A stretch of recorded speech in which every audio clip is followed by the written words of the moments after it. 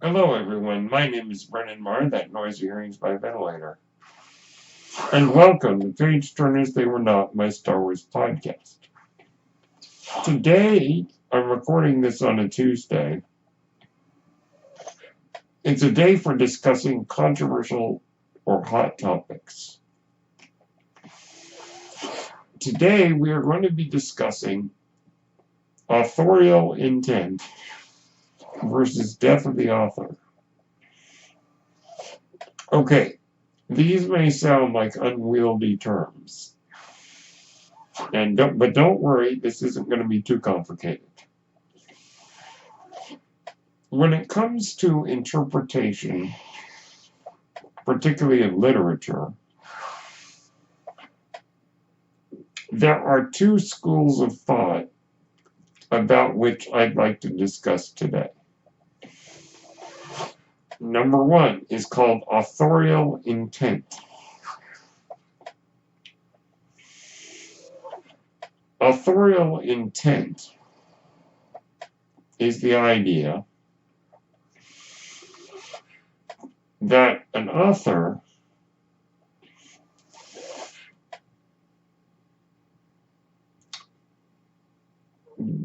is, well, how shall I put this? It's a little bit more complicated than that, but for argument's sake, I'm going to simplify it to say this. Authorial intent is judging a work of art based on what the author says their intentions were. Death of the author, which is our second point,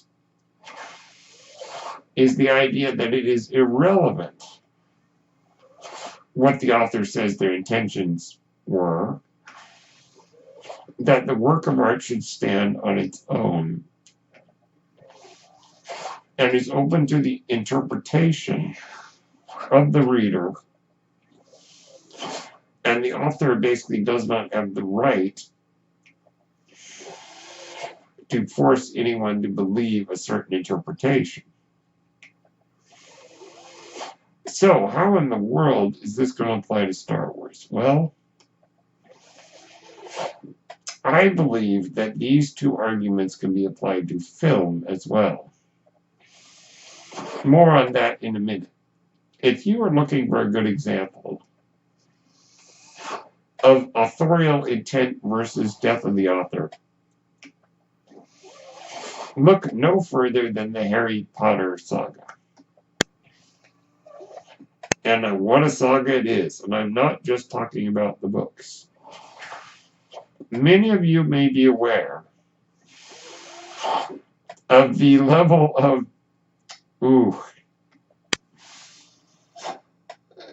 discourse, to put it mildly, that fans of the Harry Potter universe have been having about the author, a certain J.K. Rowling. Depending on who you ask, Rowling is either a great hero or a great villain.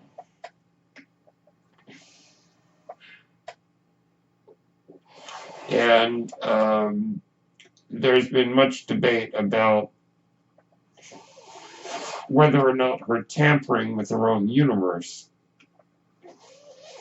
has only made things worse and have only made people despise her more. Does this sound familiar?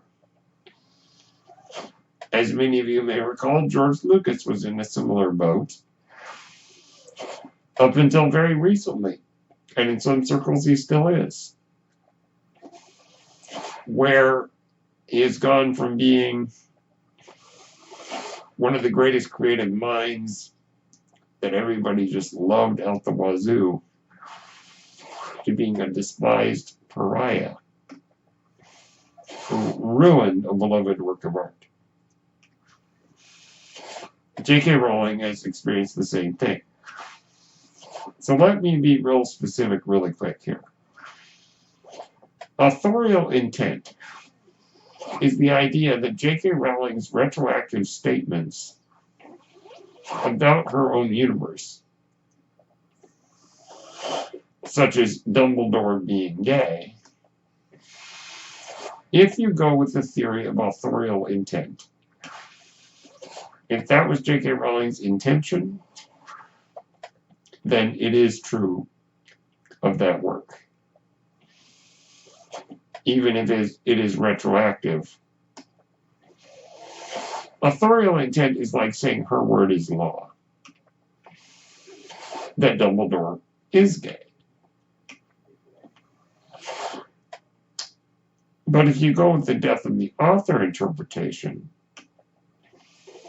then regardless of her saying that Dumbledore is gay, he is not gay, because that never existed within the context of the work itself. And I am not here to say which theory you should accept. Now let's jump over to Star Wars. For today's discussion, we are going to discuss, darn it, I used the word discussion twice in a sentence. I didn't want to do that. For today's episode, we are going to discuss the Star Wars Trilogy special editions and the subsequent changes made.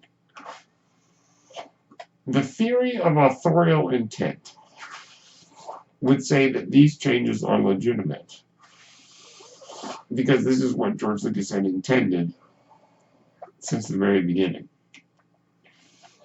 which he has claimed multiple times. To him, the original trilogy was not his true vision because of restrictions faced at the time, usually because of technology.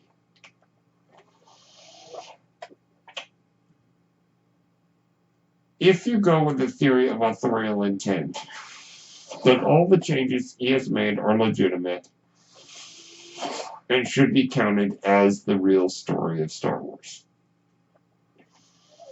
or the real look of Star Wars in some cases. If we go with the death of the author theory, none of these changes are legitimate, and only the original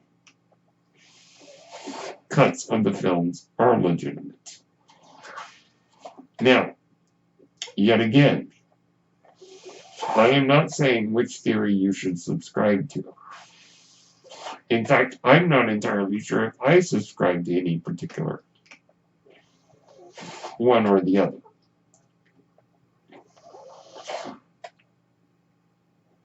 Now, when it comes to does George Lucas have the right to do it, well, obviously he has the legal right, but that's not really a discussion for today.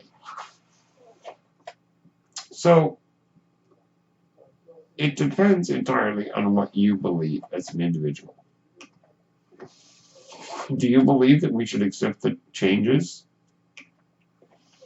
the altered versions, as the definitive versions of Star Wars?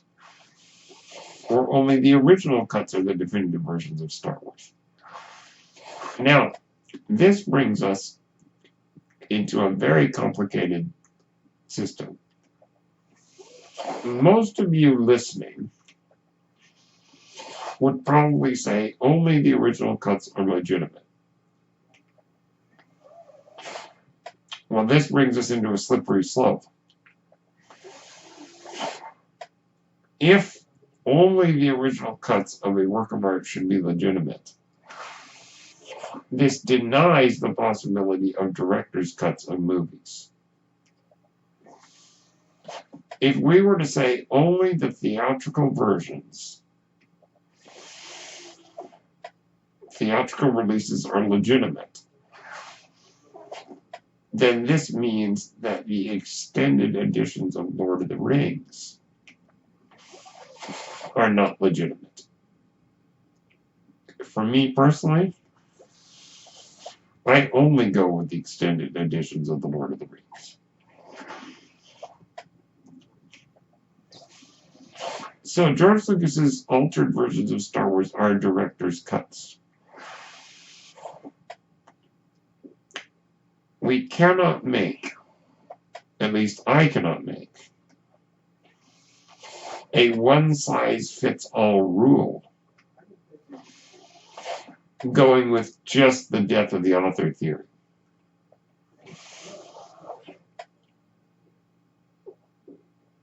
Because death of the author basically means when that film is done and put in theaters, that is the only legitimate version of that film.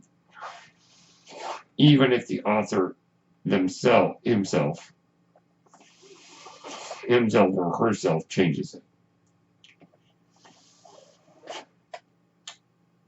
So this is a very, very complicated issue.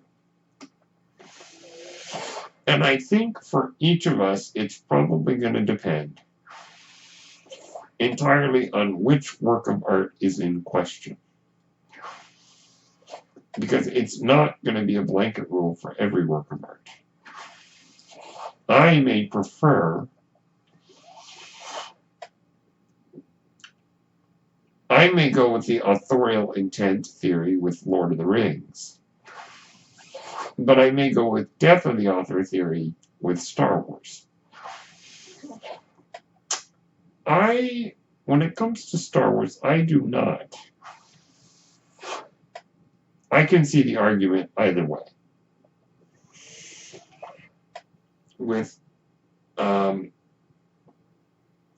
Now, this brings us really quickly, if I may bring this up,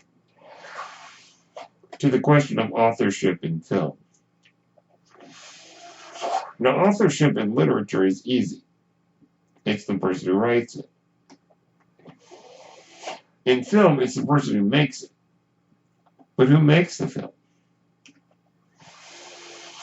This brings us to the auteur theory, which is the French word for author.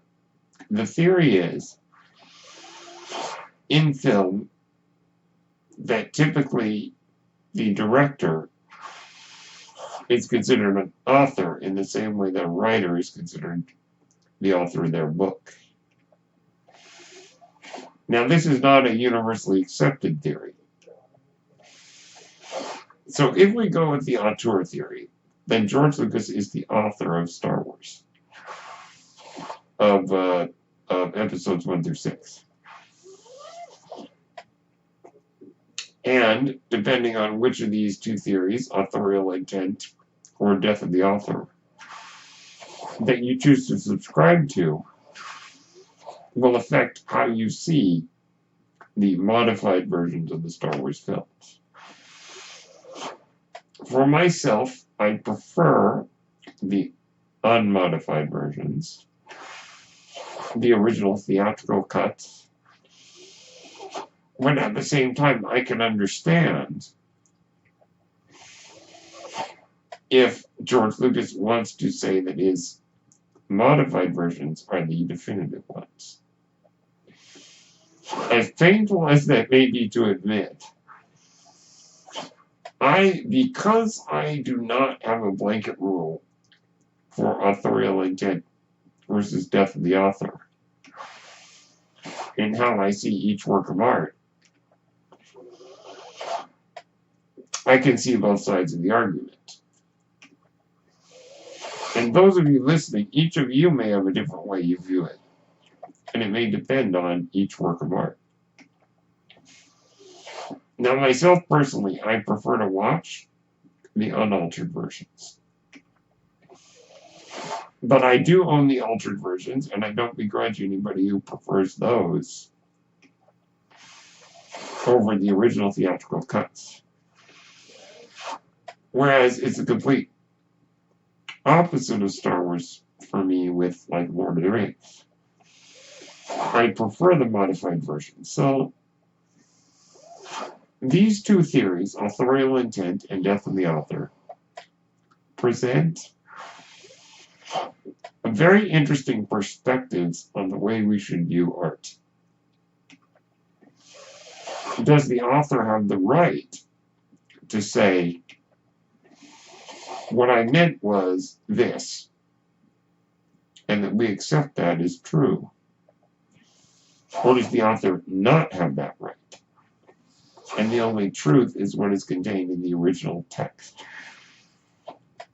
Let me know what you think, because it's all in the eye of the beholder.